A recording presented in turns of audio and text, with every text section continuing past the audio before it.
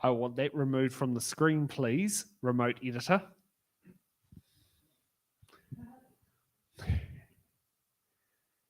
Because, okay, perfect. That's what we want to sit there and see. Then we haven't got any random questions. So you've had a sneak peek of what's one of our hard-hitting questions tonight. So we've got these candidates here who are vying to become the next mayor of the Kapiti Coast District Council. But with every election, there's one thing standing in the way, and that's your vote.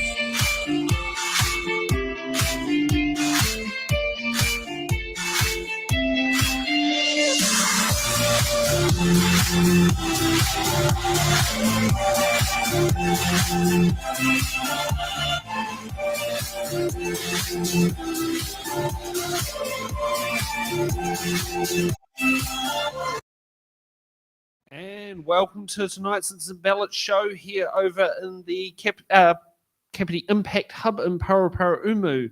Tonight we are having our lovely mayoral debate, as we tend to have them on Wednesday nights here at Sits in the Ballot. And these are your fantastic candidates vying for your first preference vote. Now, we got a bit of a familiar face here. Bede, welcome back to It's in the Ballot. How are you finding it this evening? Good, Sam, and thanks for the intro, and great to see you dressed by your local sponsor again tonight as well. Fantastic. Yes, certainly. Happy to do so. Now, before we get to our intro video, before we get to our candidates, we'll get to our intro video explaining a bit about the Paraparaumu, the Kapiti Coast District Council boundaries. Kapiti Coast District Council mayoral race. The Kapiti Coast District is located about 50 kilometres north of Wellington and covers the small towns of Paikakiriki, Paraparaumu, Waikanai and Otaki. So, what is unique about the Kapiti Coast, you might ask? Well, it has 3 secondary schools, 4 train stations, a shopping mall, and an airport. Now, let's get to the important part, the voting system. The Kapiti Coast District Council uses the voting system single transferable vote, where you rank your candidates in the order of preference. You can rank as many candidates you want or as few as you want, starting by numbering them as 1, 2, 3, 4, and so on.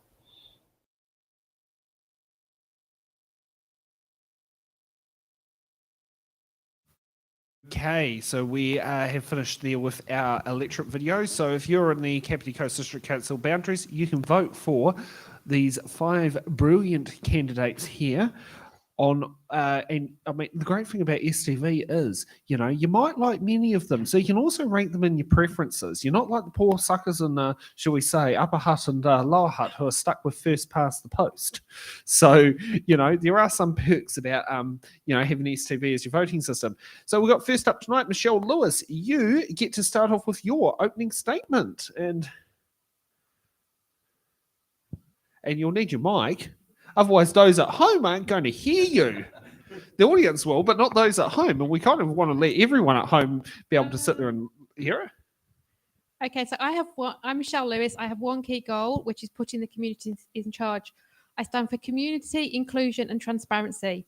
I know that there are different ways to deliver projects that utilise skills and knowledge within our district in a way that challenges traditional procurement and delivery approaches. I will stop papers coming to council when the quality of the analysis is not up to my high standards and representative of the population. I believe you should all be able to access easily all information held by the council that has been funded using your money. I will do this because you deserve to have the confidence that the decisions made and any next steps are a good investment made at the right time for our community. This is who I am and how I work, even when faced with challenges and adversity. I do not give up. I hold strong to the promises I make. I hold myself accountable, and I ask you to do the same if you elect me. I am Michelle Lewis. I will be putting communities in charge. See more at michellelewis.nz. So one of the questions I'd like to ask you is, with this council race, why have you chosen to hedge your bets? Oh. I don't see it as hedging my bets. I'm committed to being here for the community. And I don't mind whether the community think that's at a community board level, district-wide level or council as their mayor. I'm committed to delivering for the community. Okay, next up, Murray. Hi, I'm Murray Lobb. That's very loud. I've been on the Kapiti Coast for over 40 years now. I've raised a family here. I've built a business here, which I recently sold after 25 years, and I've been giving back to the community for a long time through my involvement with Kapiti Rotary. I've become concerned about the governance of the region and the continual rate rises. The closed door meetings and the consultation with the consultants rather than the community have led to some poor decisions. I will bring fiscal responsibility to the council. I want the council to start to live within its own means. I will use my business experience and my leadership skills and my common sense to serve Kapiti as a committed mayor. And ask you the same question. Why are you hedging your bets this election? Yeah, I definitely want to get on council. I prefer to be mayor, but there's only one of us going to make it. And so I've gone for the second option as well. Okay. Next up, Martin.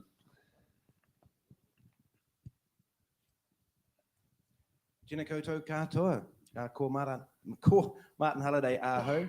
I'm a Wellingtonian born and bred and 15 years on the Kapiti Coast, and I love the place up here.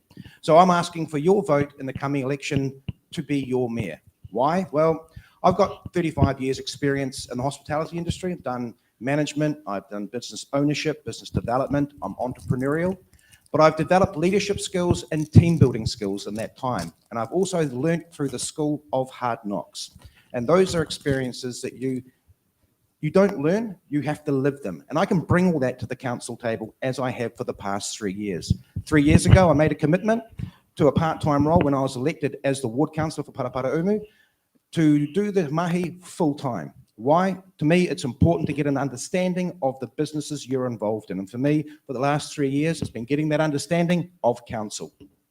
I've learnt, I've done the graft, and I now want to step up. As your mayor, I'm asking for your vote. Vote Martin Halliday in the coming elections. Thank you very much. And we're about to ask you the same question. Why are you hedging your bets this election? Oh, look, I don't consider it hedging bets, to be honest, Sam.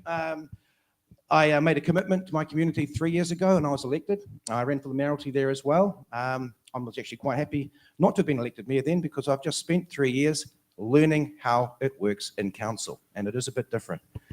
So, look, I think people need choice. I put my hand up for the mayoralty. I think my skill set speaks for itself.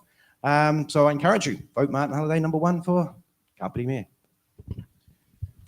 Okay, and next up, Rob.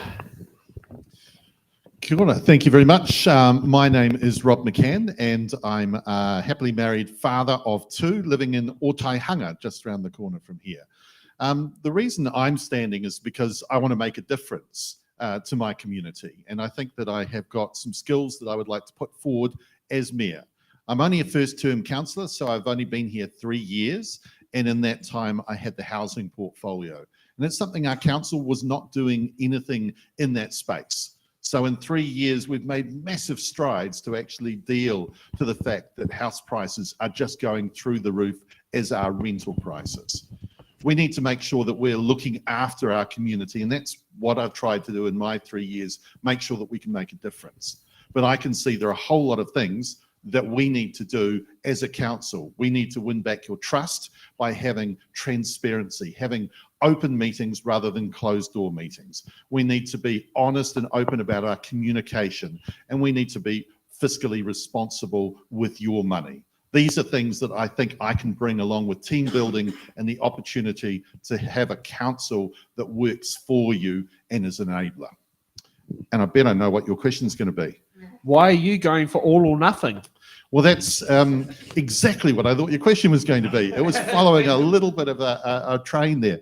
The reason is, Sam, is that I've got skills. I want to offer them as a mayor. And if they're not wanted, then I'm going to put those skills to use elsewhere. That's just being honest.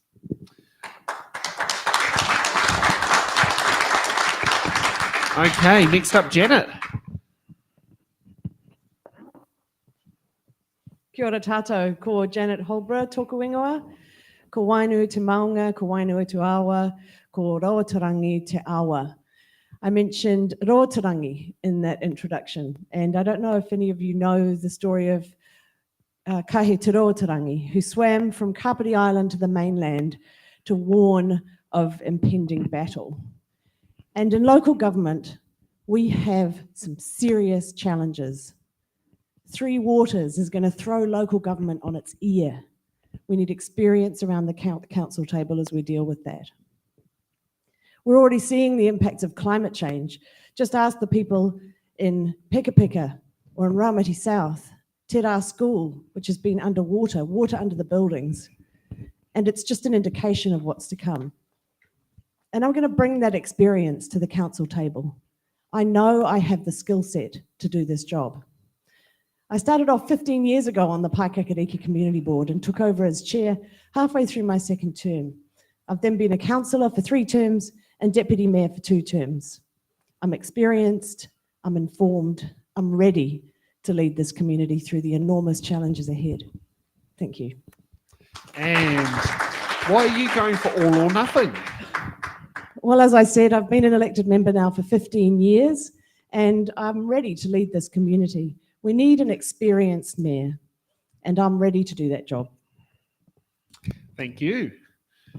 Okay, so we will now get up to our fun section of questions. Now, if it's in the ballot, we send our candidates a list of questions in advance. It's because we want them to bring with intelligent answers. and we've weeded out the self-serving questions. What personal backhander you're going to do for me, but I can't say it's a backhander because then I look being selfish. And that is something that, you may have experienced at other candidates meetings, and it's many candidates have sat there and done that. Now, with the theme similar to the TV show It's in the Bag, we have two booby questions. One of them is called Dodge the Question, and the other one is called Defer to Another Candidate. If a candidate receives one of those questions, they'll be able to keep it as a get out of jail free card. Now, what the principle behind that is that they don't get used, because if you use one of those get out of jail free cards, it means you might be trying to hide something or get out of answering a question. And a lot of people don't like that from their politicians. So, Bede, just want to check. All the boxes are secure? They are indeed. I've checked through. They are all safe. Perfect. First up, Michelle, what box number? And I'm sorry to give you a shot because District Large, I think you were up number 1 as well. I was, and I'm going for the same. Let's see if we get that dodge of the question. Yeah, I do remember that. Right, number 6, please. Number 6. Was it number 6 you did last time as well? Yep.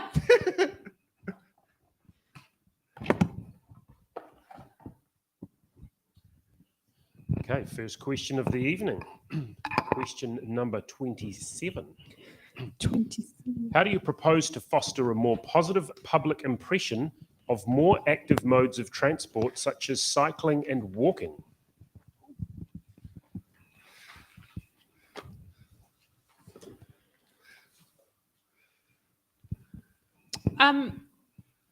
So I have been promoting walking, cycling, and public transport since I arrived in the country in 2006 as a national advisor for the New Zealand Transport Agency. And I have travelled between Waikanae and Wellington during that time, and 5 days a week, encouraging people to use public transport and demonstrating that you can, do lots of things. You can get a lot of work done. You can relax on the trains, and also through that work, we worked to get the cycleway for us here in Kapiti along the expressway, which you see used well by all these people, older people on their electric bikes, which I think is fantastic. So I would want to try and encourage just greater sharing of information about the cycle network that we've got.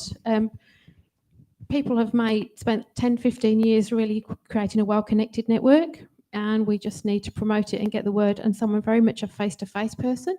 I like to have face-to-face conversations, and I encourage everybody who's cycled to tell their story of how they've used the network and how good it is. And if there are problems or issues or gaps, then get to council, tell us what they are if we don't already know, and let's start prioritising and just make those tiny little tweaks to make it even better than what it already is.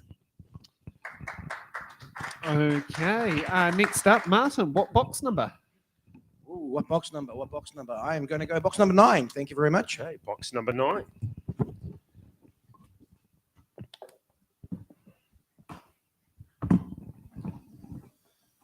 So how are you feeling about tonight? Oh, I'm feeling good about tonight. It's been a great campaign up until now. I'm not saying that there's going to be any worse tonight or anything like that. I was going to say, you enjoyed being on the Parapro Reward show. Oh, I certainly did. It was lots of fun. Hey, Okay. take it away. Your question is 29. Dodge the question. That happened last time. There you go. Why, thank you very much. Dodge the question. I get another question though, don't I? Of course. Oh, fantastic. I will let our lovely host pick a question for me. Okay, It's question our number wonderful host from 27. Raumati. Sorry, did you say lovely host? A lovely Oh, host. right. Yeah, go for box number 27. Okay. Box number 27, you reckon? That sounds pretty good to me. Yeah. Considering I think the question on the question sheet was 27, so that's why I thought, oh, well, that's a good number. Okay. Question number 12. Wow. Will you ensure any new housing developments are required to have rainwater tanks and septic tanks? Wow, what an empowering question. Look, in the Kapiti Coast, we actually already have the requirement for water tanks. All our housing has to have a water tank in it. That's all part of our water management process. One of those things with 3 waters up on the Kapiti Coast. We're actually been very, very proactive in that area. With regards to septic tanks, yeah, I'll be a big no on that. At the moment, it's not a requirement, and I think it would be quite difficult to do for high-rise apartments, to be honest. But I do think there needs to be a question with regards to properties that are, I don't know, say a couple of 100 metres from the beach, whether perhaps we do need to be looking at having infrastructure that is movable with regards to dealing with climate in the not too distant future. Certainly a conversation to have. Thank you. Okay. Next up, Rob. What box number? Oh, how about we go with number 1? Box number 1. That's the voting we want. So go for that. At least you're not trying to find your way to number 1 for New Zealand First like Tracy Martin. That was a bit Right, that obscure went over for my me. Did head, that go but over there your you head go. as well? Okay. Not just me. Okay, question 23. It has come to the public's attention that there is a lot of chauvinism and misogyny in the council chambers. That's not what's on my sheet. I'm happy to answer what's being read I out. didn't change this question. This is just, I'm reading the card. Question Because 23. 23, it says on my sheet here, last year some councils decided to create Māori wards for this local body elections. Kapiti Coast Council didn't. Okay, what would we like to go forward with? Māori wards or chauvinism? Because chauvinism's a hard-hitting question. That question's loaded. You definitely don't want to go forward with chauvinism. That's something you want to put in the past. So question let's. about Can I ask? chauvinism, I can answer both because Chris isn't here. All right, So we're minus one of our candidates. So I've got Okay. both questions and try and stop me. let's start So with the card chauvinism. question. There's no place for chauvinism at all. And I know that our elected members don't put up with that kind of stuff. Yep. We've had a very difficult time, though, with COVID when we haven't been able to see people's faces and you can't hear them. But basically, the answer to this is you role model the behaviour that you want. And that is that we have to make sure that we're respectful to one another, that we play the issue, not people. And I know in this campaign, most of the time up here, we've been talking about issues. We don't want to be playing the ball, but chauvinism and sexism and racism and even ageism, absolutely no place in our council chambers. And the second question was? Last year, some councils decided to create Māori wards for this local body elections. Kapiti Coast Council did not. What is your position on creating Māori wards for the 2025 local body elections? So we worked with our iwi to find out what they wanted to do, and they said at this stage they don't want Māori wards. They wanted representation around the table, and I can tell you that when you have all the voices round the table, you get a better decision. I certainly know that when I'm been married and we have a discussion around the table, I come up with a good answer, but if I try and do it by myself, it's the wrong one. And the same occurs when you're trying to run a council. So that'll be a decision for them the next time this comes up, and then we'll have another discussion to see where we're at.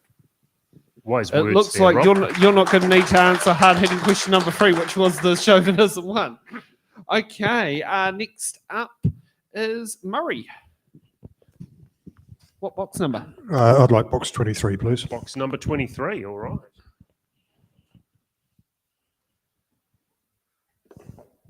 And I've had a look at the card. I'm thinking there might have been a copy and pasting error. Yes, I'm looking at the original document and it's a copy and pasting error. Okay.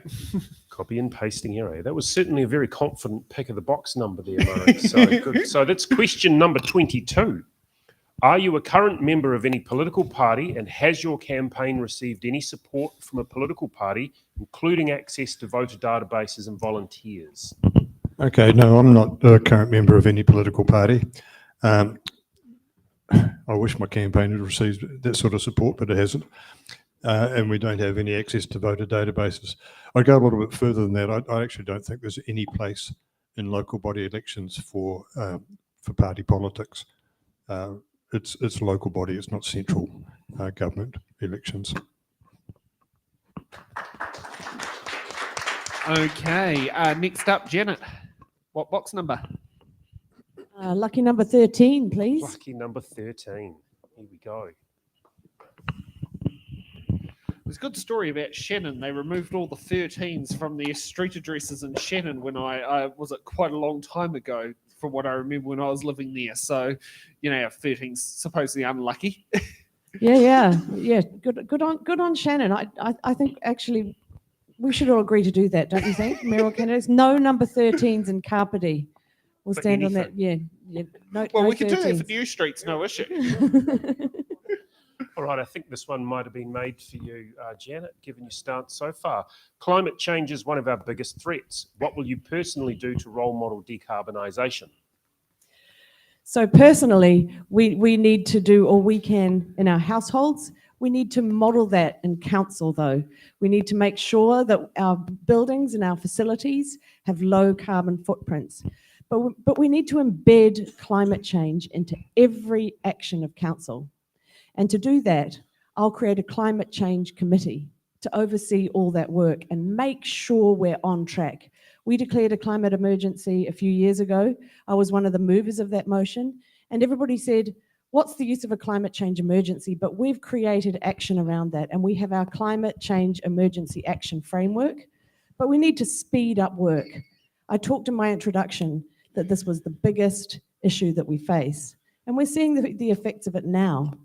We need to step up the ante. We need to do more work. We need to make sure our buildings, our facilities, as I said, are as low emission as possible. We need to plant heaps of trees. A tree for every person in Kapiti, 50,000 trees. We already plant trees as a council, but we need to plant more. We need cycling networks that work. We need pedestrian networks that work. We need growth that's around transport nodes so that people can use public transport to travel. It really is the number one issue that we need to address as a council, and we need to model that for our community. Well, that's the end of round one on the questions. How have you feeling about the questions so far, candidates? Okay. Have you got some hard ones? I think you might have hard one next one because you're up next, Rob. Again? Well, of course.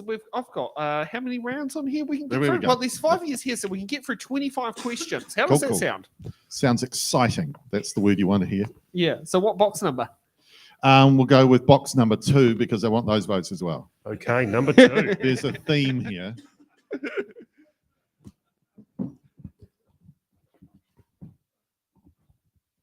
We also take number 5 as well. Absolutely. And our sewerage will take both 1 and 2s. There you go. Somebody had to go there. Okay, question number 4.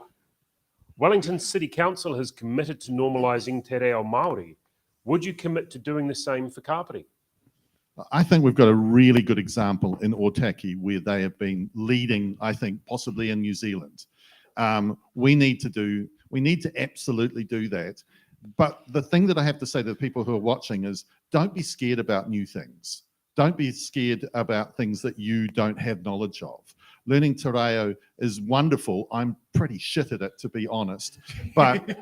And I'm pretty shit at most pronunciation. But the reality is new things are good for us. Being able to explore our culture of our country is fantastic. So yeah, absolutely agree with that. Okay, next up, Martin. Again, so quickly. Hang on. Get dodge the question ready. Me, take it away. All right. I'm going to go number 25, thanks. Number 25. Yep. Woohoo.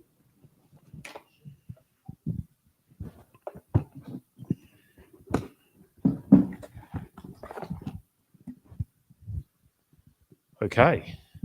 Question number 15. Will you be building a new community centre? Well, I won't personally, but I Come do on, think get we'll the need hammer one. and tools out. Look, I'm from a family of builders, and I'm the hospitality guy, so I'm usually the donkey that's humping stuff around. Will we be building a new community city? Yes, definitely. It's one of the promises that I had in my manifesto coming into the last election. We've managed to secure budgeting for it. So I'm looking forward to the development of our community centre. Is that happening quick enough? I don't think so. I think we need to speed that up. How do we go about that? Well, I think we need to get a community group together with regards to pushing this forward. A lot of the mahi that our previous community centre had was based around our community. So I think it's important that our community gets behind this and we push it moving forward and keep our council honest with regards to the delivery of this, what I hope to be an absolutely awesome project. Okay, next up, Murray. Number 17, thanks, Pete. Number 17. Okay. And will you get that hammer out to help rebuild the community centre as well? Not a hammer man.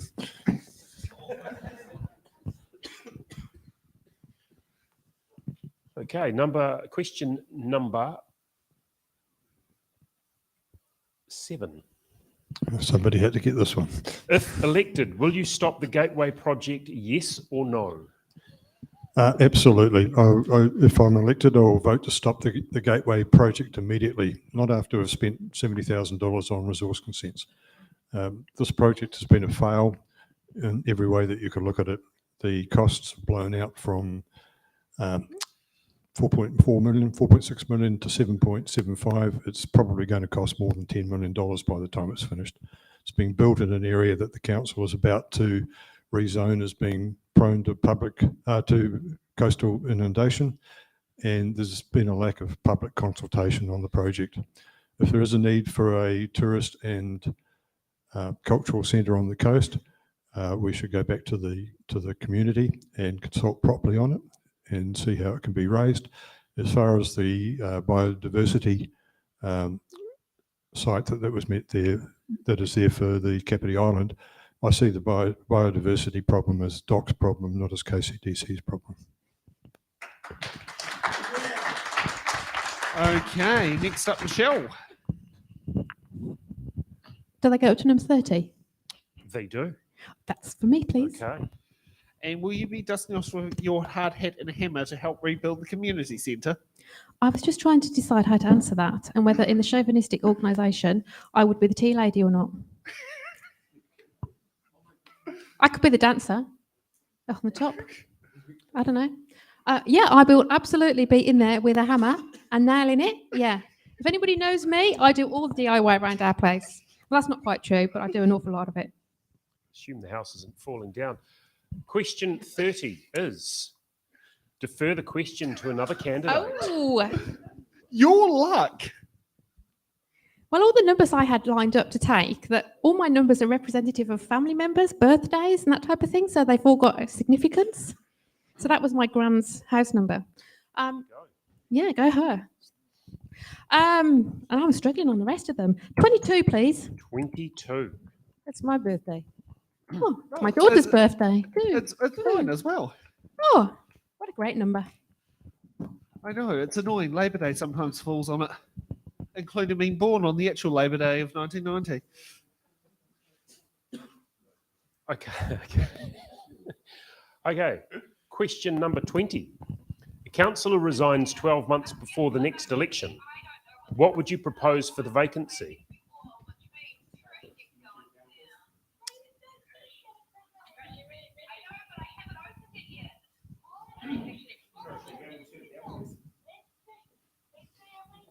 Okay. Do you need me to repeat the question? No, I don't need you to repeat the question. It was number 20, wasn't it?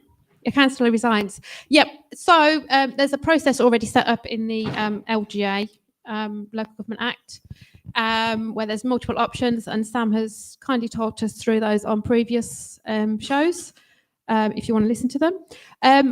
So from that, I learned that if we chose not to fill the role, the money gets split between the rest of the council. Now, I don't agree with that. I would want the voice of the people to remain, and my expectation would be that that role would be filled. But presumably, You don't plan to do you don't like the idea of a Malcolm Sparrow. No, people my first thought is surely you would just go to the next person who had the most votes and ask them whether they were still prepared to stand. And if they are, bring them in. And if they're not, by-election? I would try not to get a by-election. If we can kind of try and negotiate with them and see what we can do to get them in, let's do our best. Okay, next up, Janet. What box number? 21, please. Box number 21.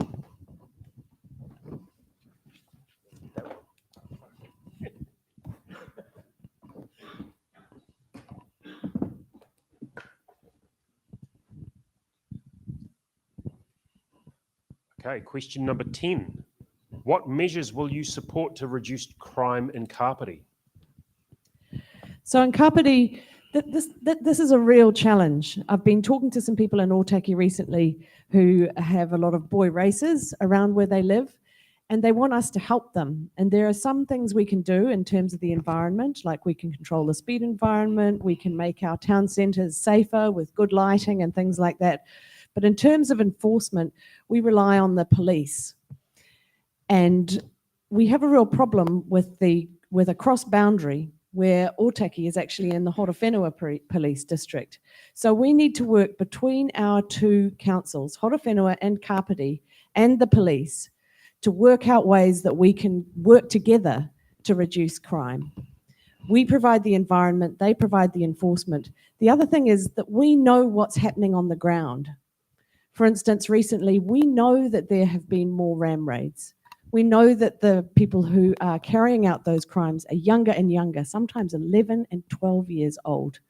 They ram raid a shop and they steal lollies. I mean, it's a real problem. But the police then tell us that the statistics aren't telling them that there's an increase. So we need to work with the police because we know our communities. So it's a matter of collaboration, partnership, and action. And don't sit down too fast because you're up next. 2 in a row. Lucky me. Okay. I'll have number 10, please. Okay, box number 10. Both of those cards where you defer to another candidate and dodge the question, there's only 2 of them. They're gone, aren't they? I know. Damn. We used to have 4. We have 40 questions in 2020. We used to have 4 of them in there, and then Paul William Wood got 3 of them, including 2 in a row at the Palmerston North show. Wow, that's a historic occasion. I know. Well, I wish I'd been there that night. My dad was loving it. Man. Okay, question number 28. Should councils be funding and helping to organise community events? I hoped I was going to get this one. So, for the last 5 years or so, we've been trying to fill this gap in our funding where we fund little events, $2,000, and we fund huge events or larger events, not huge, larger events, 50,000 or 100,000. And there's this gap in the middle. And I've been on the Creative Communities Grants Board for the last 6 or 7 years, 9 years, I think, actually. Oh, I've been on it a bit too long. And we have applicants coming to us for $2,000 because that's really the maximum we can give them. Yet they still have to provide sometimes traffic management plans, portaloos, everything that a larger event needs. So we desperately need a fund to fill this gap in the middle. And we haven't managed to do it yet. But I will ensure in the next year that we manage to set that up so that we can have these wonderful community events. I'm thinking of the Jazz in the Gardens Festival. I'm thinking of the Pickle Pop Festival in Paikakariki. These are wonderful community events, and we need to be supporting them. Next up, Michelle, what box number? Let's go. Lucky 7. Lucky 7.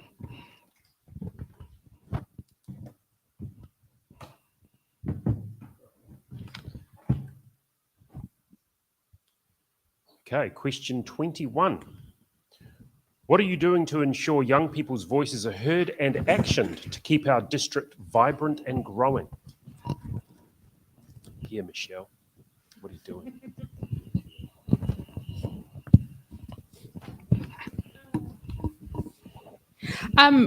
So I suppose 2008 I established the Waikanae Dance School when, pretty much this was just for the oldies around in this area. So, I sort of already led by example, encouraging the younger people to get a voice and got them involved in the markets and got the families involved in the markets. So the other thing I would like to do is to get the Kapiti Youth Council more involved in the main council, so they become almost like a training ground for community boards and council, and just make those connections stronger. And then the other thing I've been talking a lot about is making sure that any surveys that we do or any consultation is representative of the community. And by that, what I mean is the spread of results should represent the demographics. So I want to make sure when anything is presented to us that we see the demographics of our current population and the demographics of the survey consultation all side by side. And if we've got a gap, if it's not lower and statistically there's a difference, then I want us to go and engage with those that part of the community. And so if that could be if the young people, and I suspect the young people are pretty much underrepresented on many things at the time, and also so that's one of the things. So just lift their profile, give them more voice. Next up, Rob. I'll go for 26 because I was once 26. Good reasoning. I think there's a few of us in the room in the same boat. Been there twice. At least you can remember being 26, Sam. Yeah, start first year of running a business. There you go. Okay, question number 1. Please explain your position on Three Waters reform, and if opposed, what alternative do you see as being effective and timely in dealing with the historical underinvestment in infrastructure maintenance and renewal? What a question trying to lead you to an answer. Look, I do oppose the Three Waters answer. So that's the reform that the government had proposed. Look, there is a problem in New Zealand's water. When people die from drinking water, that's wrong, and there's something horribly wrong with the system that allows that. So one of the areas was that we needed an enforcement agency, and the government have got that right.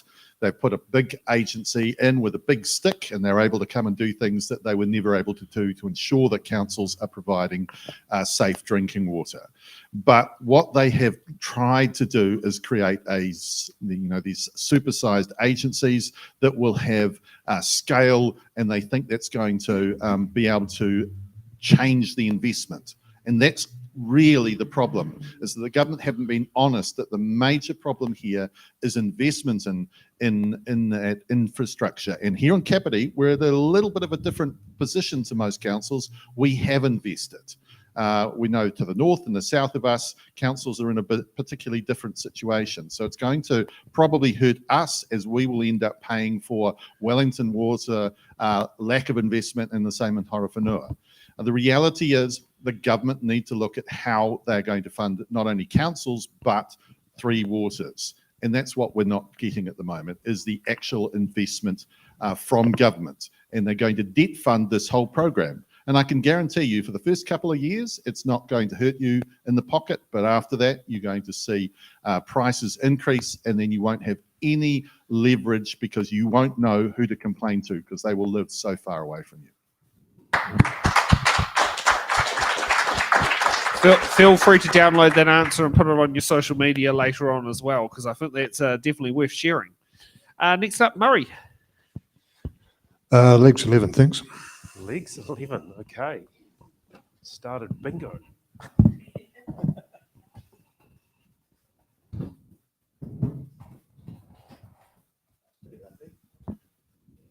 The time. This is a very serious event, Martin. Okay, question 11. Do you have or have you had any association with Voices for Freedom, and did you attend or support the protest in Parliament grounds earlier this year? No, I've had no association with Voices for Freedom, and I was working too hard to go to the protests, so I wouldn't have been there anyhow. It was an illegal event in the end, but no associations with any of those. Next up, Martin. Radio audience, what number should I pick? What number should I pick? Come on, give me an idea here. 40, what do you got there? 4, was it, or 2? The first half of your 14, pin number. 14, please. 14. The audience has asked for 14. 14. There we All go. right. Okay.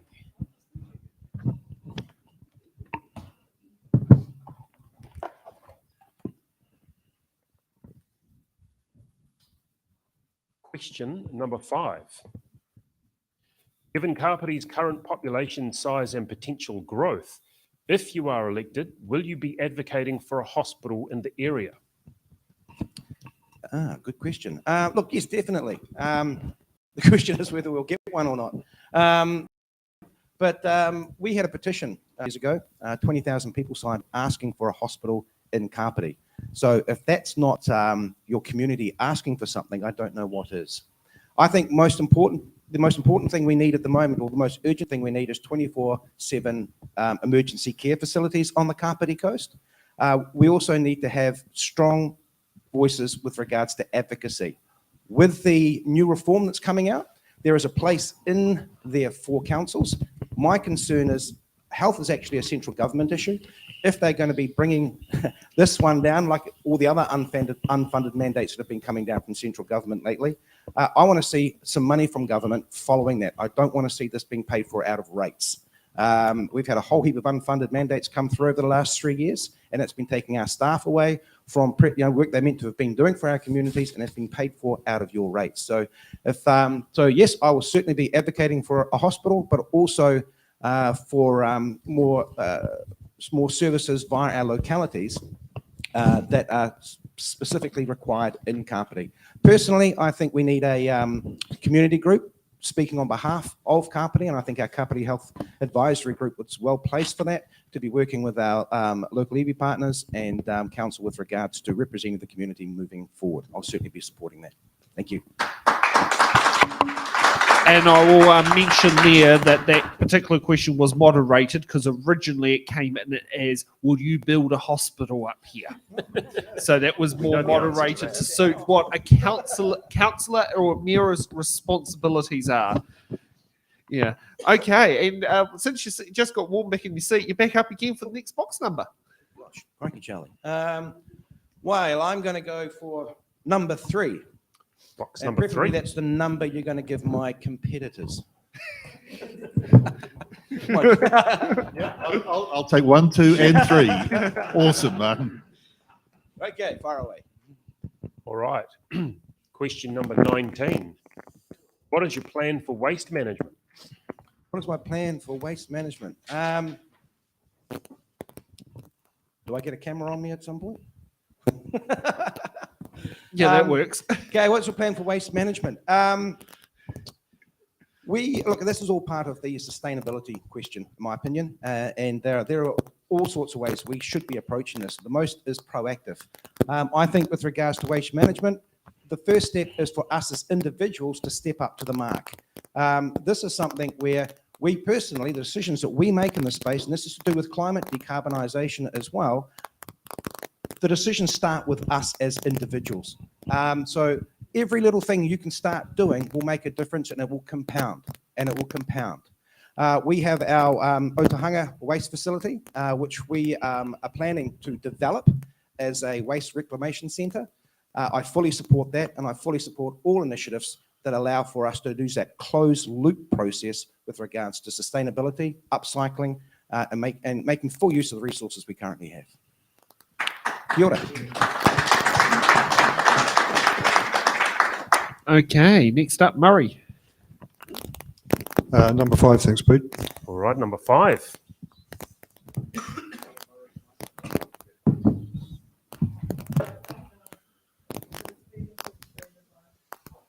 All right, question number 2. What is your position on the future use of the Paraparaumu Airport Precinct land?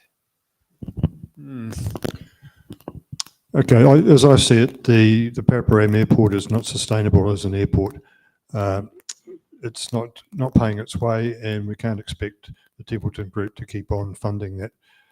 As I see it, the council's been working against working with Templeton. I think that the council should be working with Templeton's to see what they're going to be doing with their development, and to make sure that development aids the community. Let's see what we can do if we work with them, and what resources we can get to make the community a better facility.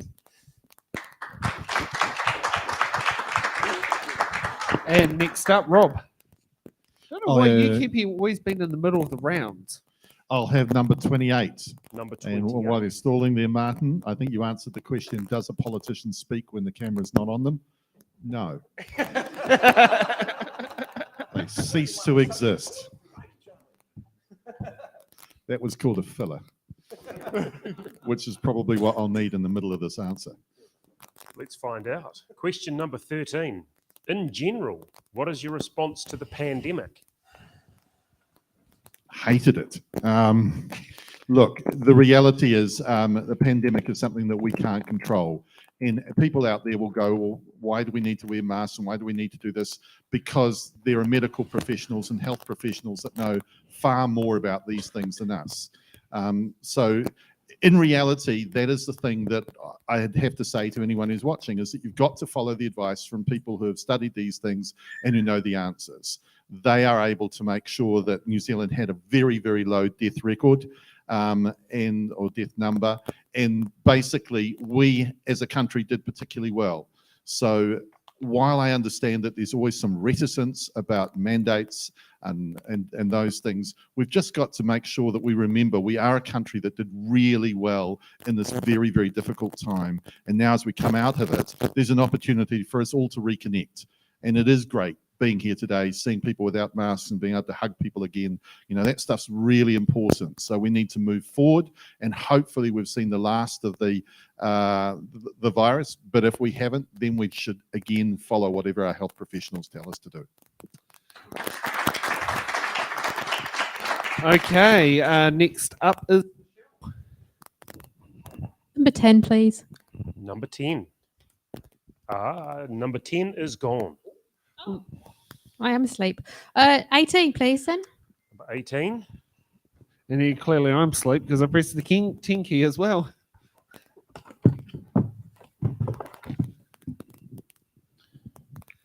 Okay, question number 8. In 2021, Council decided in a closed-door meeting to loan Chatham's Air $500,000 of ratepayers' money. If you become mayor, will you ask for that money to be repaid? So I don't know enough about what the conditions of that loan were.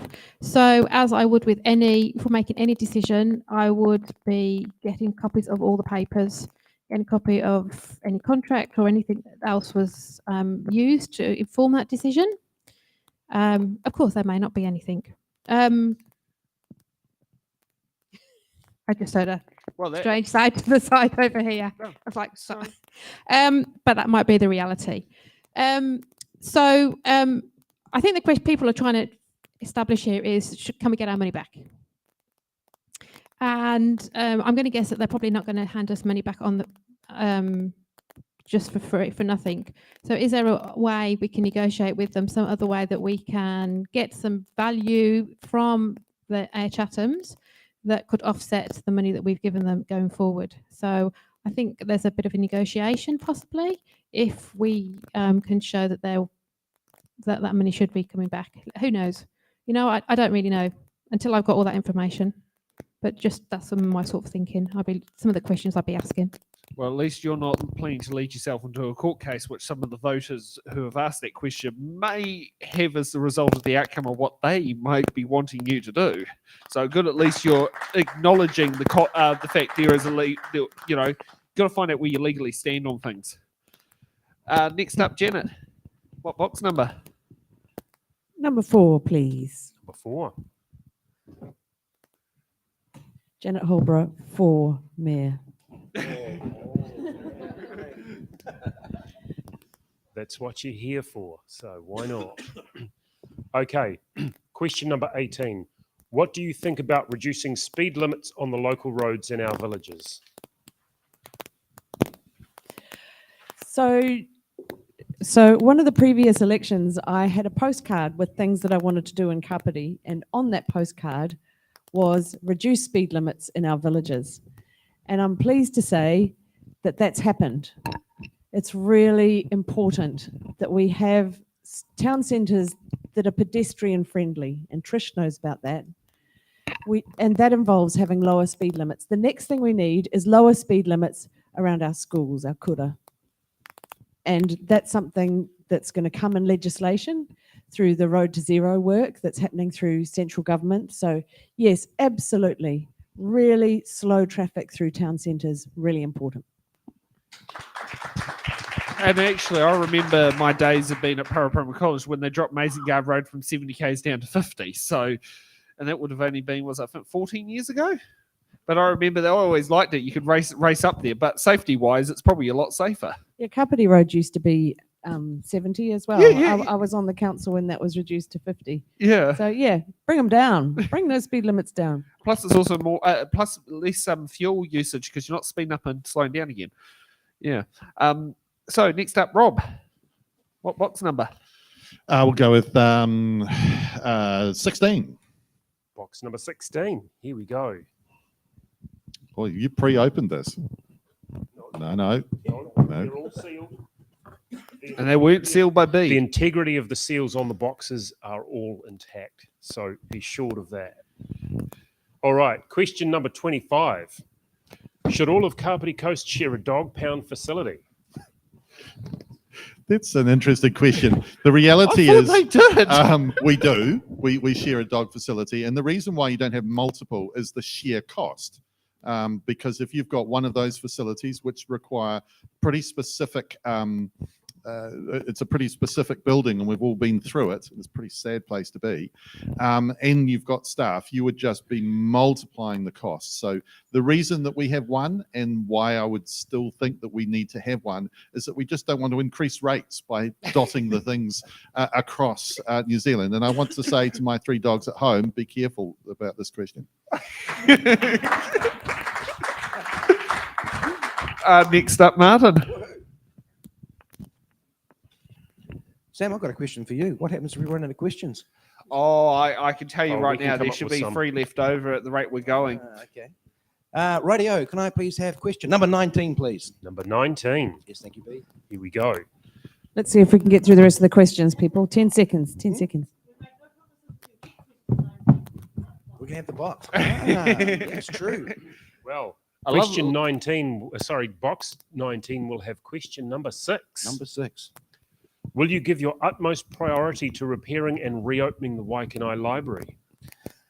Look, I'll be Utmost. brutally honest here. I'm not going to give it my utmost priority for the simple reason I am the ward councillor for Paraparaumu. But is it high on my list of priorities? Too right it is. We lost Waikanai Library 4 years ago to black mold through lack of maintenance. The same thing happened with our community centre as well. It is a very, very high priority to deliver a fit for purpose Waikanai Library, and we need to do it sooner rather than later. A lot of work's being done in that space, but it's a little bit like our community centre. We need to up the ante on that. We need to ensure we've got the right funding in place for it. If need be, bring some funding forward, but we need to get this done sooner rather than later. That is certainly what our community is telling us, and I think all would agree here that that will be a definite high priority coming into the next election, coming into the next term. For me, my highest priority in regards to that would be the community centre down at Paraparaumu. But after saying that, the next one would definitely be the Waikanai Library up here, because I think it's critically important. Next up, Michelle. 20, please. Number 20. And good to see you there, Martin, plugging for your role as ward councillor. Hopefully I'll be the mayor, but sort of defeats the purpose. You can hope all you like, Martin. Okay, question number 16. Do you believe that an iwi voice is more important than any other voice in Kapiti? Oh, sure. Sorry. Michelle. I know we best start with M. Okay, I was just reflecting on this one. I almost got asked this yesterday as well. So, coming from the UK and having read a bit about the history, I suppose I take it from that perspective as well. And I think about all the white people that came before and what they've done, and I've seen how the white people what we've done in other parts of the world and how I don't think the system's working that we brought in. And I connected really closely with particularly the Resource Management Act and the consideration of the land, the air and the sea. And from my economics background, just understanding the value and how it's limited resources. So I had a very close connection personally when I arrived and just saw that, which you don't get when you're living overseas. So I think it's, for me, I feel there is this is a personal thing. Obviously, there's a whole heap of legal things that we need to consider, but I just wanted to go from my personal perspective. For me, there is a need to readdress that balance. Personally, I can see that lots happened in the past where we haven't given that voice. And the last project I was working on, which was around engagement, again, iwi voice and Maori voice into the National Data Investment Plan. And we engaged with over 25 iwi Maori organisations across the country, which represented over 500,000 iwi. And that was just a start of, it wasn't perfect, but it was the start of how to engage. So are they more important than any other voice? That's kind of, they're trying to push me. Hopefully that gives you an idea of where I come from. And I want to make sure that their voice is heard and that we respond to it. And we do that in a way that is respectful and acknowledges all the history and all I just think they just completely understand how the natural world works and just value it. And I just think that's more important. I have a feeling they were trying to lead the question down a different path, and thank you for not falling into the trap. Next up, Janet. Can I just answer that question first? Yeah, go ahead. Yeah, yes. Tangata whenua, people of the land. Libby Hakaraya just got an honour. I think it was an NZME, and she runs the Māori Land Film Festival. And if you go there and watch some films and hear people speak, you start to scratch the surface of the issue of Indigenous rights and reparation. And it's just so important. This idea that somehow we've got to all have equal rights, and because we pay equal rates, we have equal kind of input into ideas. I'm sorry, it doesn't wash with me. Our relationship with iwi is key, and it's expected, and it's really important. So, yeah, I just wanted to answer that question first. Now, what box number? Number 15, please. Number 15. Okay, nearly there.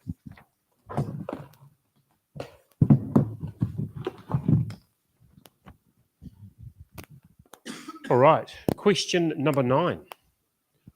What family-friendly events and infrastructure would you prioritise in Kapiti, in particular for families with young babies, toddlers and Ramadi Village?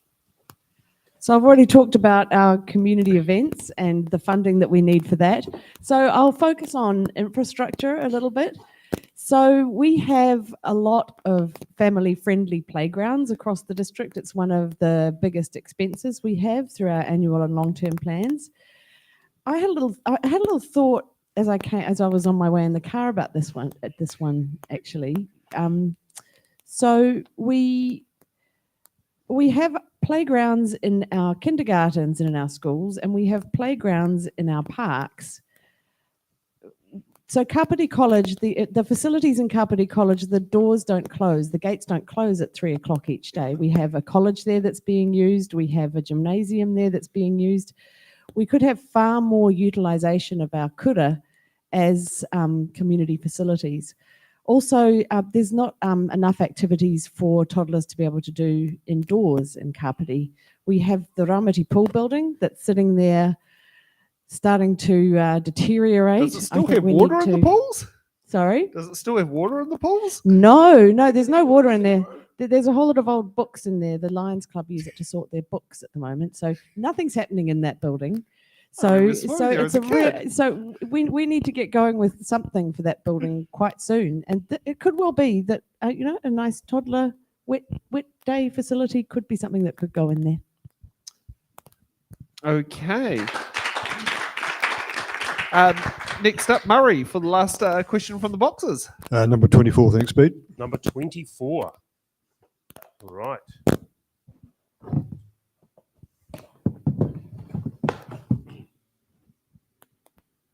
Okay, question number 3. What is your position on all aspects of Three Waters, lifting safe, reliable drinking water, better environmental performance of wastewater and stormwater services, efficient, sustainable, resilient and accountable multi-regional water and sewage services? Sorry, could you repeat the question, please? No. No, thank you.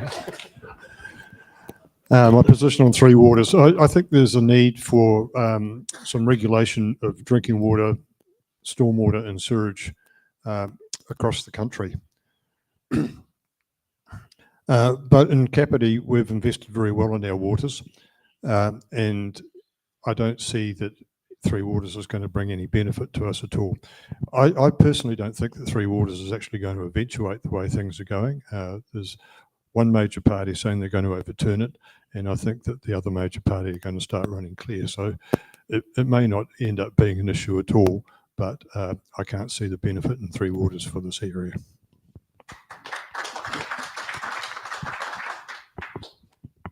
Okay, now we're running into a little bit of an overtime here, but we managed to get 5 answers out of every single candidate sitting here tonight.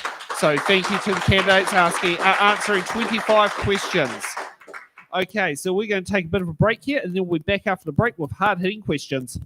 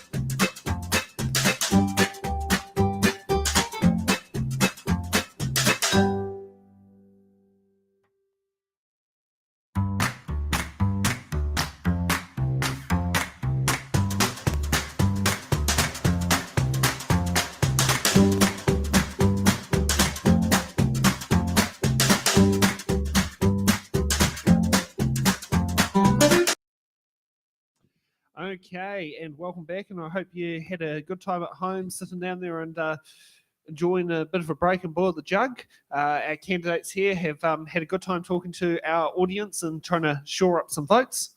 But now we're back, hopefully with even shoring up some more votes for hard-hitting questions.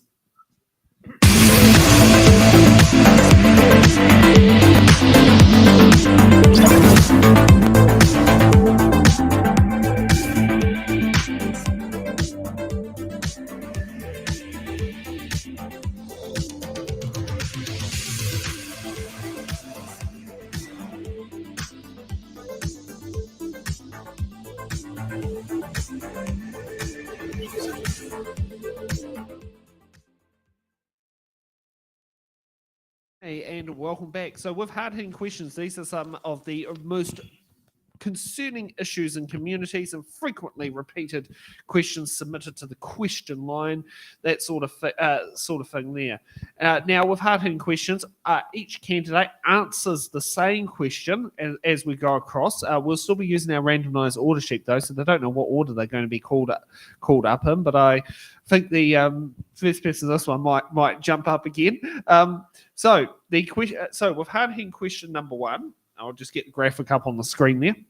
The Kapiti Gateway is planned to be built on Tidal Creek at the high tide mark and removing green space in dunes, a project with no community support. A massive concrete car park will be built on fragile sand dunes in the park to accommodate more cars, all at a cost of $7.7 million. Can each candidate state if they have previously supported the project, and if so, how this aligns with their climate emergency and climate change stance? Yes or no? Will you vote to stop or support the project? And let's start off with Michelle. I was certainly right about what I was going to say just before. I feel like, should I jump up? Because I'm the only one that hasn't stood up all night. I'm quite happy sitting here. That's how we did the first show, so I'm just sticking with that. I don't know. It's the random convention this show's got. So obviously, not being around the council table, I haven't supported this previously. And when we started to get asked questions, the first thing I did was go and hunt out on the council's website all the public documentation in relation to this, which were the council papers, and read them from the start all the way through so I could see the story. And as many people may already have heard and seen in my statements, the business case at the start didn't even add up. There were so many assumptions in there that were just hadn't been challenged and questioned, and it should have been stopped at that point. Did I answer the question? Well, are you satisfied with the answer? So going forward, I won't be supporting any further investment in the current proposal. I think there is some value from the first paper I saw in terms of what the project, there's multiple principles and outcomes that were trying to be achieved, and it just got too big. There's some really good ones in there, and I think we just need to stop, scope out what really needs to happen, what the community is looking for in different areas, and then work on a plan for the future based on that. Okay, next up, Janet. Yeah, this is one of the biggest issues in this election, whether or not to build a visitor centre down at Parapurumu. It's become a very emotional issue for a lot of people. Yes, I supported it in the beginning, but that's when it was a project that was going to be half funded by government, including restoration work to the stream. That was the first project that we heard about. Since then, the cost has increased. I think the community dissatisfaction around the project has exploded, and it won't get through the council vote that's coming up after the election. So to me, we need to go back to what were we trying to achieve in the first place. Now, some of those are worthy environmental goals. A good biosecurity service for the island. Now, good luck trying to get DOC to pay for that. They won't even pay for a boat to look after our marine reserve. So that's not going to happen. We need a decent biosecurity check for that island, something that's going to encourage business and tourism in our area, and something that tells our cultural story and our history. To me, to scrap this project without talking to iwi is an unacceptable course of action as well. I've talked about co-governance and the importance of listening to iwi, and to say I am going to scrap this project is counter to that. But as I said, this project's in trouble. It won't get through the vote after the election. So let's work out what we can do responsibly as a council. Okay, next up, Rob. Oh, look, I have to be honest. I did support the Gateway when it started. We were being offered free money from the government to do something that was in our long-term plan, but it's a project I just wish I'd never heard of. It just went horridly wrong from the start right through to the finish. But, you know, I have to disagree with the Deputy Mayor who just spoke. And I'm glad that she's now recognising that the community doesn't want this project, because in our closed-door meetings, it was the Deputy Mayor who has been asking to try and use better off funding to prop up this project. And that happens because we have closed-door meetings where you don't know what's going on. But here's the thing. When you've got a project, you need to understand what it actually is trying to do. And we trusted that the process would fix the things that were wrong, and it just didn't. We could not engage with the public. We were not able to, and the project just morphed into Frankenstein. But one of the things that I think we need to be honest about is that we have put in place the ability to stop the project by having a vote after the election. And I did that. And the reason I did that is we could not, at that time, win a vote to actually stop the project then. And you can't have multiple votes on the same thing. We have standing orders that prevent that. So we have put in place the best option that we can have, which is that the new council will be able to end this project because it's gone up 116%, and that's just unacceptable. Next up, Murray. Okay, I'm very clear on this. If elected, I'll vote to stop the project immediately. I've never supported the project, and the process to get it through to this point has been appalling. The lack of community consultation and meetings behind closed doors have resulted in some very poor decisions, and this is one of them. This type of behaviour is unacceptable from our councillors. I understand that some current councillors who previously voted for the project are now requesting another council vote on the project, but that's not until after $70,000 has been spent. $70,000 of your money has been spent on resource consents and after the election. Approach that the council has taken on this is an arrogant disregard for ratepayers' money and their views, and it must stop. Okay, lucky last, Martin. Thank you very much, Sam. This is a project quite close to my heart. Look, I'm one of these councillors that believes action speaks louder than words. So I've been opposed to this project right from the beginning. Local knows local, but it wasn't just that even. You know, it was a very poorly put together project right from the beginning. I mean, you just applied basic business principles to this project and it didn't stack up right from the beginning.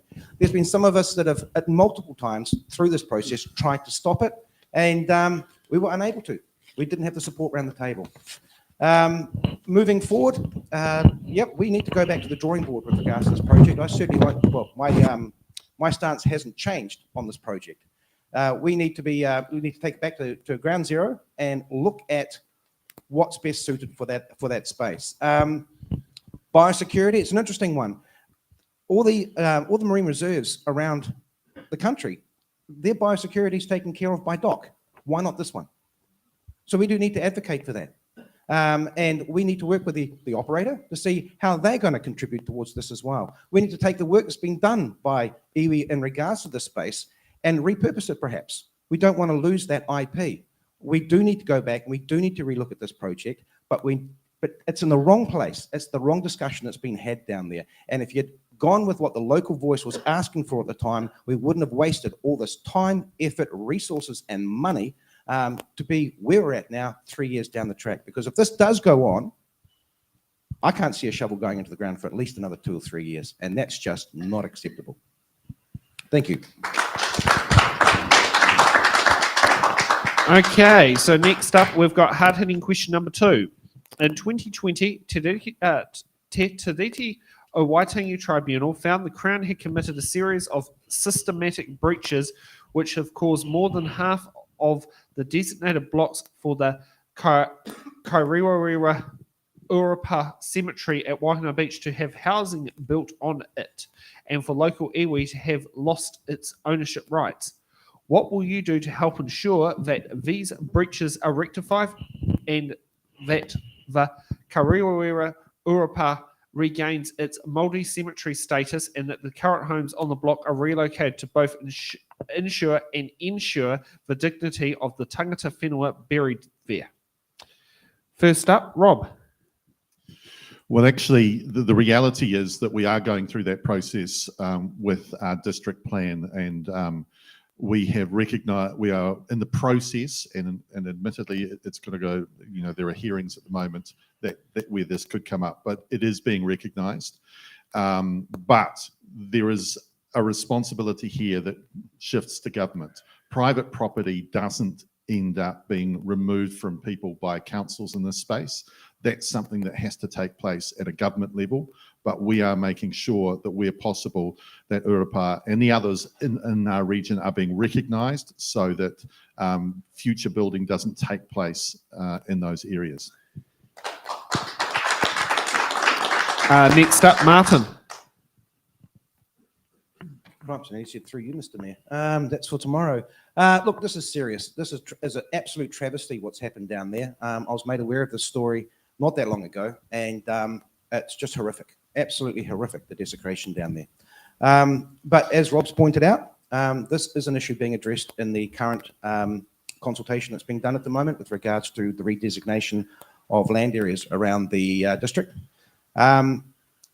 With regards to the second part of this question, though, with regards to current housings being relocated or who pays for that, that would be a central government question, and that's a central government answer. That's not a local government scenario there. But look, taking it as a broader question as well, really does hit home around our engagement that we have with our local iwi, but it's not just local iwi, it's local iwi and our local Māori. It's very, very important that we build relationships in these spaces with all Māori in our area, so they all have a say in how our district's moving forward. I think that's crucially important. But we need to be aware of the sites of importance to Māori around our district, and we need to respect them for what they are. Thank you very much. Okay, next up, Janet. Yeah, I agree with what's been said about this so far. More specifically, this rests in central government to some extent with Heritage New Zealand and the Ministry of Culture and Heritage, and there's legislation working its way through Parliament, which will speed up the process for rectifying these issues across the country. So, yeah, this is really, appalling was a good word actually, what's happened here. And it's an example of many such urapa across Aotearoa, and it's something that really needs to be addressed. And I'm glad that there's legislation going through, that we've got something going through our district plan, and that this we can start to right the wrongs of the past. Okay, next up, Michelle.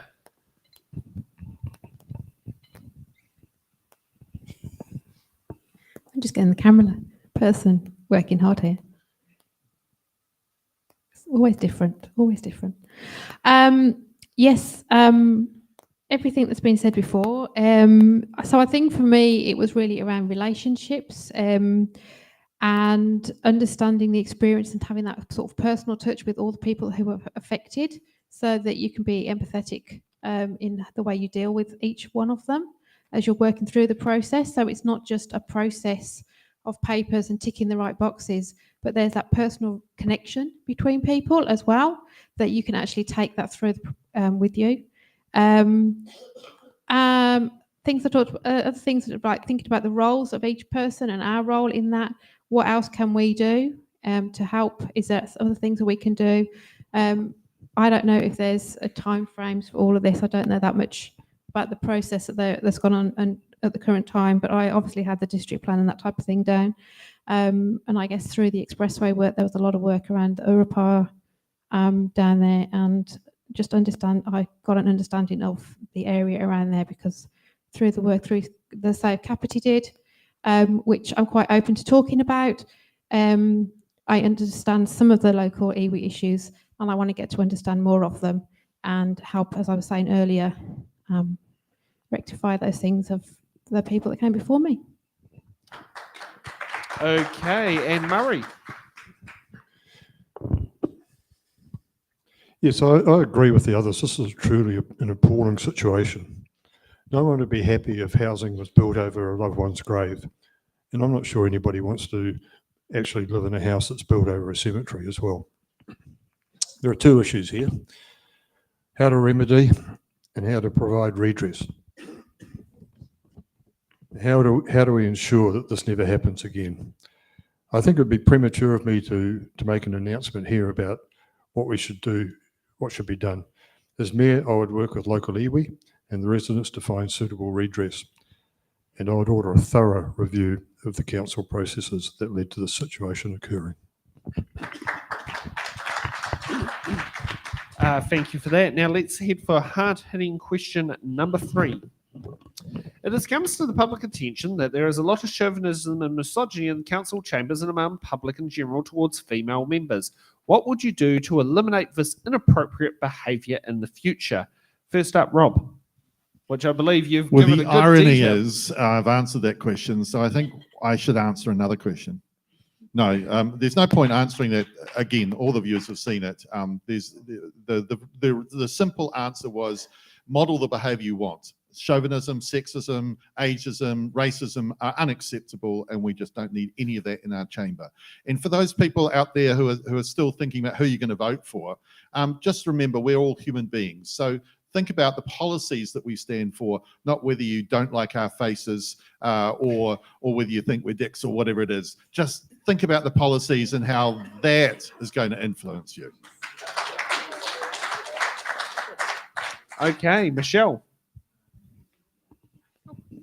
Well, I've worked with engineers and in the transport sector for 25 years, pretty much being the only female in many of the teams. And so from a young age in the profession, you know, it's quite normal to not be listened to and have stranger things said to you and just kind of, you know, I'm pretty thick-skinned by now.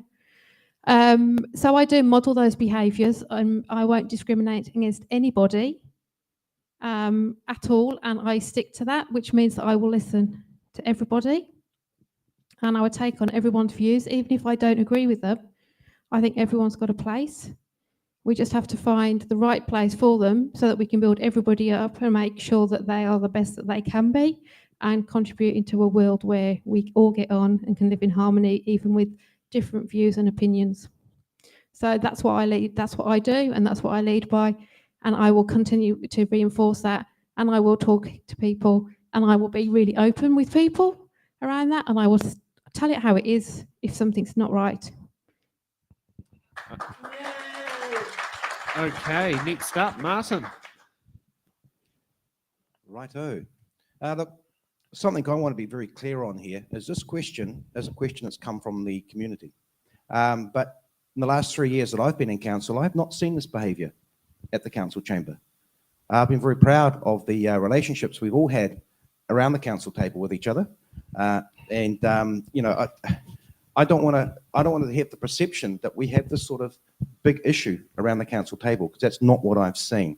After saying that, there is no place for this sort of behaviour, and there's no place for bullying as well in the council chamber, in any work environment.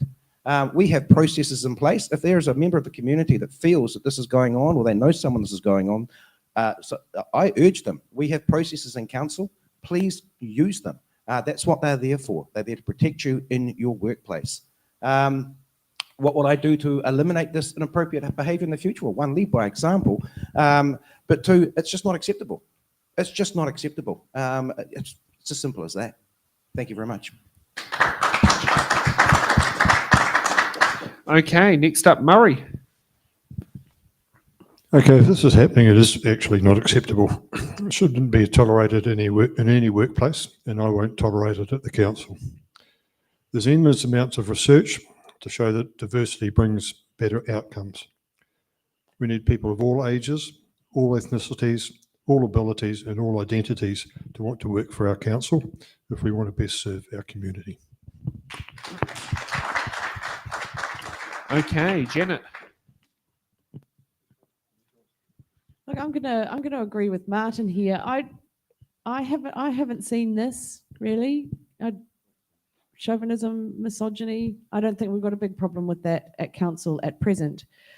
But what we have had in the past, and it still creeps in here and there, is a problem with respect.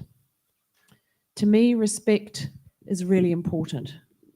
Respect in person, respect in the chambers, respect to staff, respect to our fellow councillors, and also respect online. If we can have constructive, respectful conversations, that's when we really achieve things. And it doesn't always happen. So rather than get sidetracked by kind of allegations of chauvinism and misogyny, I'd just like us all to think about that. And as we go through this campaign as well, is just respecting each other. And thank you for that, all candidates. Thank you all that. Now, a bit of a, I hope a more light-hearted, hard-hitting question. Can you please choose one candidate standing in each ward that you'd like your voters to vote for in order to help build your team as mayor? Starting off with Martin. Okay. This is a fun one. Rightio. We'll go through the district. Old Taki would be Chris Papps. Chris is our current chair of the community board, and she's put her hand up to step up into the next role. For Waikanai, it would be Jocelyn Pavanov. I've got to know her over the past 3 years at the council table. I think she does a fantastic job. And I'm going to do a shout out for Nigel Wilson in that space as well, who's been very, very supportive of all the councillors standing across there by allowing us to use KC News as a site. Moving down into Paraparaumu, that's real simple. That's me. I'm standing for the Paraparaumu ward as well. And I'm not going to endorse anybody else because I don't think that's the right thing to do. But I will note that Murray's also standing there as well.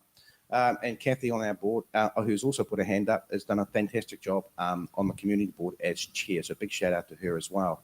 Sophie is my pick down in Ramati Way. I'd love her to be on my team. Why? Because she's just awesome. And she does fantastic work in the climate and sustainability space as well as youth. I just don't think we could recreate that with some of us older fogies as such. District-wide, Carl, can you bring that banner down there for me, please, if you don't mind?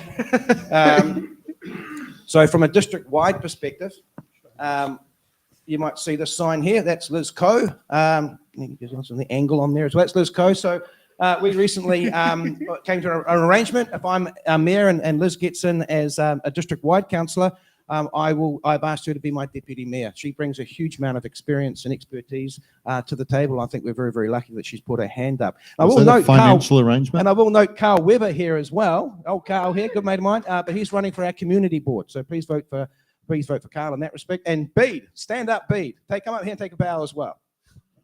Bede's on our. He's our fantastic host and supporter by the shirt that is being worn by Sam over there. You get a look at that at Holy Smokes down Ramati. By the way, Ramati is very close to Paraparaumu, which is the centre of the universe. Just saying. And I think that's about my pick district-wide as well. And look, shout out to Lawrence Kirby here as well with regards to all the fantastic work he's done around Impact Trust in our community as well. So that's the team I'd like to start off with, if you like, with regards to a team to serve Kapiti. Thank you very much. Okay, next up, Janet. Listen, I'm not going to tell you how to vote. I think that's your job to do the research, find out people's policies, vote for what you believe in. For me, whoever you pick to be at my table, I can work with them. I've worked with different community boards, different councils. I'll make it work. Just do the research, pick the people you want, and I'll make sure I work with them. Okay, next up, Murray. Okay, I support democracy and I have no intention, like Janet, of telling you people how to vote. I think the best council makeup will be a collection of people with different views, different ages, coming from different backgrounds, but who all share a common sense to be committed, pragmatic members of council. We need common sense problem-solving skills and to bring focus to our council. I believe our council should be making it easier to get things done rather than creating obstacles. They should undertake more consultation with the community and less consultation with the consultants. And you should vote for Murray Lowell for Paraparam.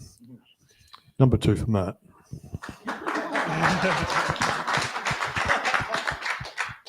Okay, next up, Rob. Oh, got the wrong order there. Rob. Bit eager, are you, Michelle? Look, I actually think that's a trick question, because if you're coming in as a potential mayor and then you're telling a whole bunch of councillors you didn't rate them and support them, how does that build a team and make them feel? I mean, we have to trust you, the people, to make your votes. I mean, obviously, I'll give a shout out for Martin. He needs your number 2 vote so he can get in Parapara Uma Ward. But apart from that, you know, we're going to be dealt the cards that we're dealt with, and we're going to work, as the Deputy Mayor said. You know, the way I approach it is you help everyone on stage. So when Janet's billboard fell over, we put it up, me and my son. And when there was graffiti today, Janet cleaned my face and I cleaned her face. It's not as personal as it sounds, but it's as close to that as we get during this campaign. But the reality is there is one role that I do want you to encourage, and it's outside our council. It is where I think we are completely underserved on the Greater Wellington Regional Council, where we don't have someone who comes to our meetings and engages with us as elected members. There is so much that we need to do with Greater Wellington Regional Council that should be done if we have an elected representative who turns up and works with us. So I've got a big shout out for Asher, who has just been cleaning up on stage. The people in the audience have noticed that, and certainly as candidates, we have seen that when he's had an opportunity to demonstrate his knowledge and what he will be able to do in, especially around transport, which is something that our region so needs to unlock with public transport. So that's my pick. Martin for Parapara Umu Ward, and the rest is up to you. Now we'll get the eager beaver Michelle up.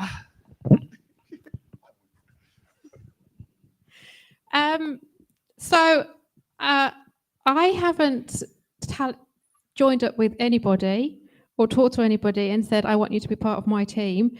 And we're already hearing that here. And what I take from that is when we get round, if those people get in and sit around the table, they're going to have their little majorities and their little pet projects potentially going on.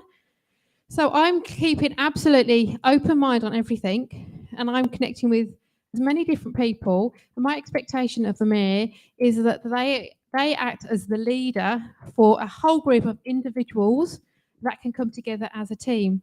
And they don't have they're not influenced by one part around the table. So I'm staying completely independent of any of these other groups, because that's what I think you need in a mayor.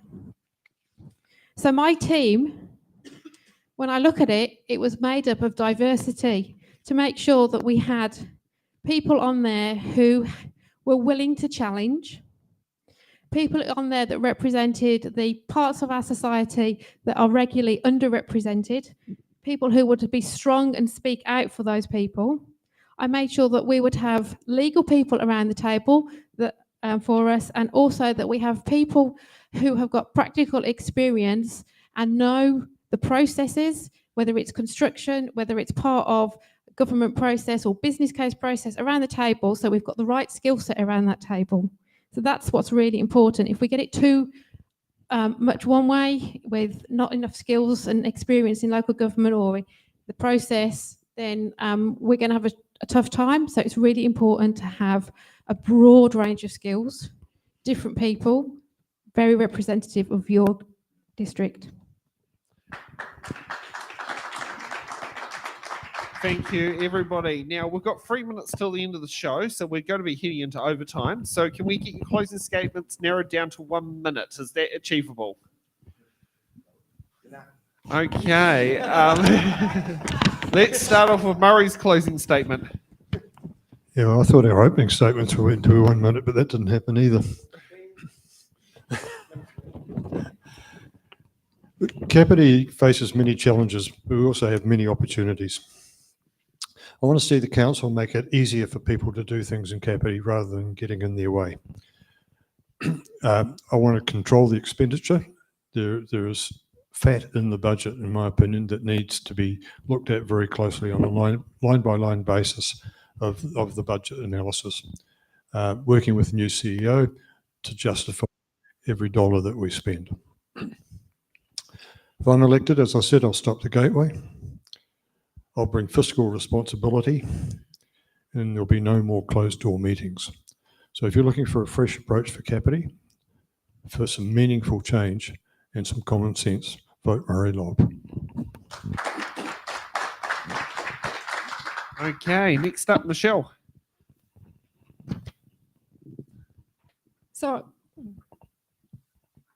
I started my campaign up in Otaki at Maryland and met for several hours with the trustees up there to get an understanding of the issues in our area. And that gave me a huge insight into what amazing people and talent we have in our area and how we have reached out to across the world and how the people in our community are influencing and driving change.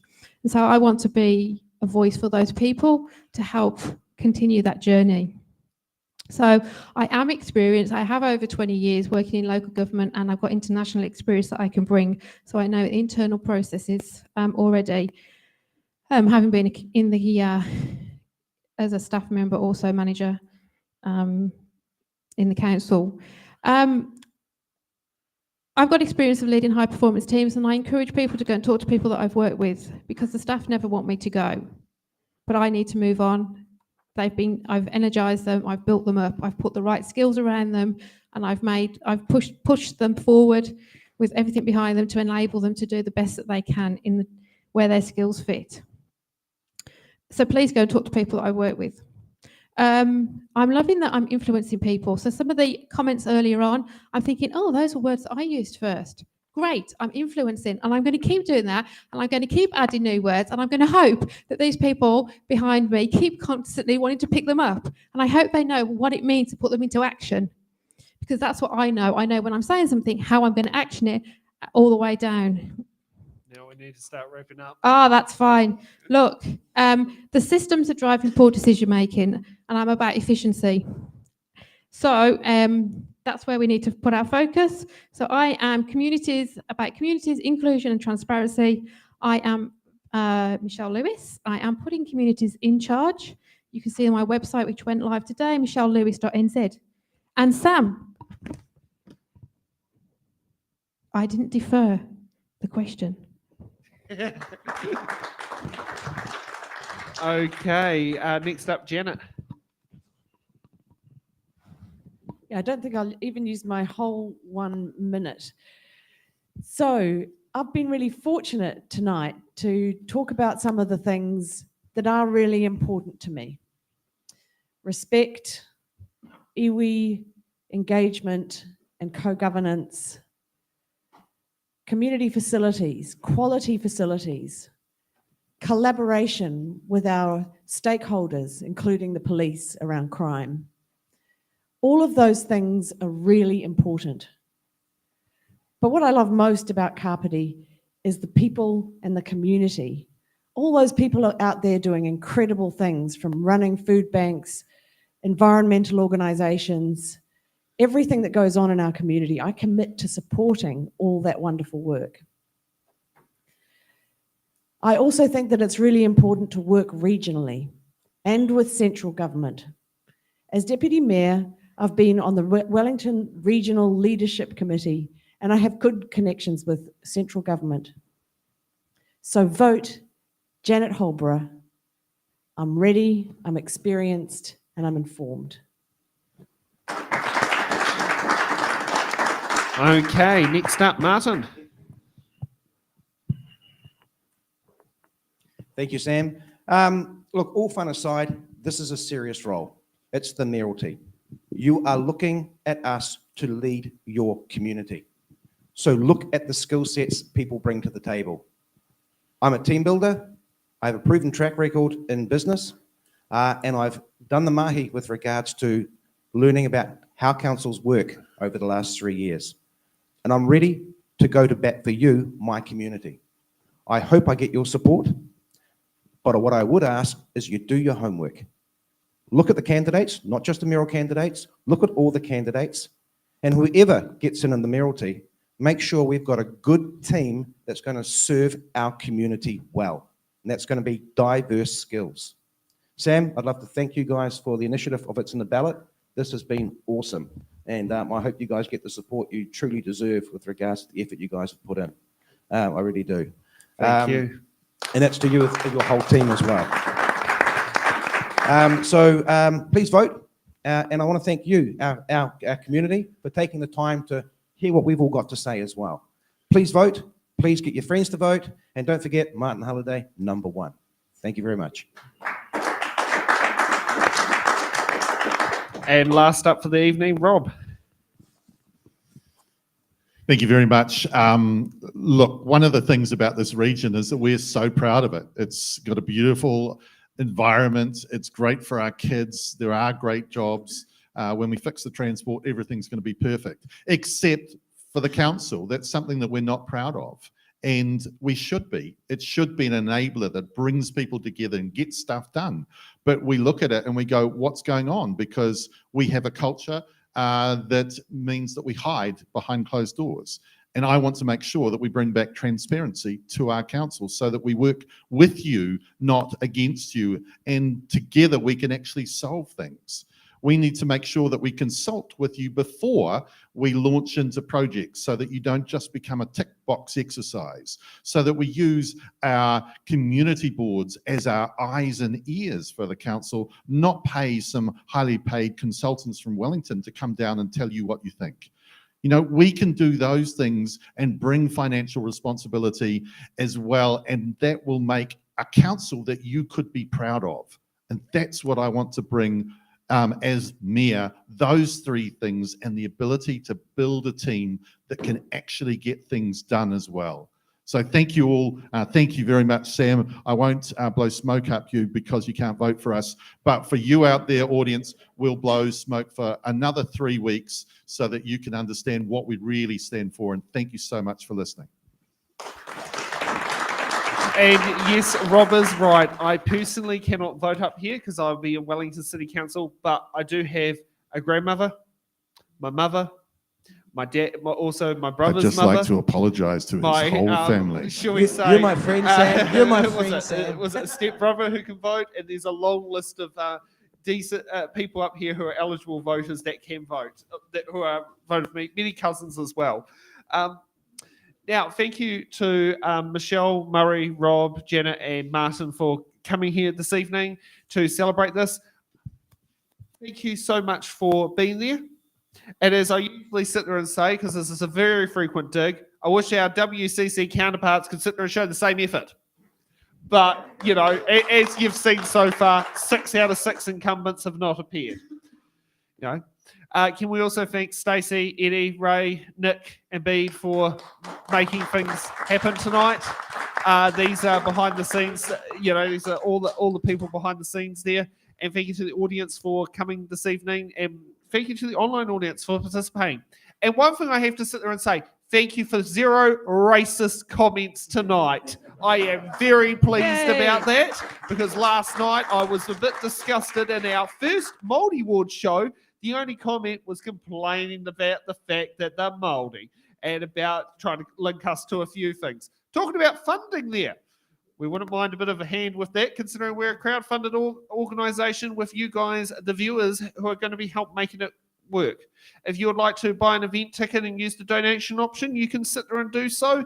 And possibly if you want to sponsor a question, they're $50 for a box that you can sponsor for the show. Remember, rule number one, if you do a sponsor question, it has to be targeted at any candidate, because if you try to target the question to be at one specific candidate, you might have the nasty shot when another candidate picks it up out of the box. And if you also want to sit there and those who are in here this evening, I do have an EFTPOS machine for donations, which is proudly used by my business. Since, and Carl will be doing the nice funds of taking your dollars if you want to do that tonight. So yes, thank you for that. We've got a few big bills coming up as well. So, if we can get $1,000 in the kitty, I'll be very, very pleased about that. So yes, tomorrow night we've got the Hutt City Council Central Ward show. And Friday we've got Mutakarangi Eastern Ward for Wellington City Council. Southern we got on Sunday. Gets more confusing. We got my council ward, Paikawakawa Southern Ward, at the Tawhaia, in which, for those who don't know Tawhaia, the National Drama School in Wellington, which is in John Street. And I believe it's in 2 Thursdays away. We've got the Paikakariki Raumati Ward show at the Raumati Bowling Club to fit within our rules of the show's got to happen within a venue within the constituency of the voting base. So, Kapiti Coast, we're not finished. And we've got a little bit of a trick here. Starting this Saturday, we've decided to rerun the It's in the Ballot shows that we've done so far at 12 p.m. every single day, starting off with the Wairarapa special. Thanks to the help of Jill Greathead, we're going to be running that this Saturday, staying at 12. And then on Saturday nights, we'll also rerun another show for the nights that we're not doing shows.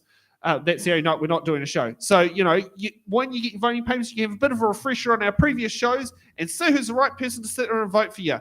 Now, let's sit there and call it a night, and we'll see you back at 7 p.m. tomorrow from the Hutt Musical Theatre.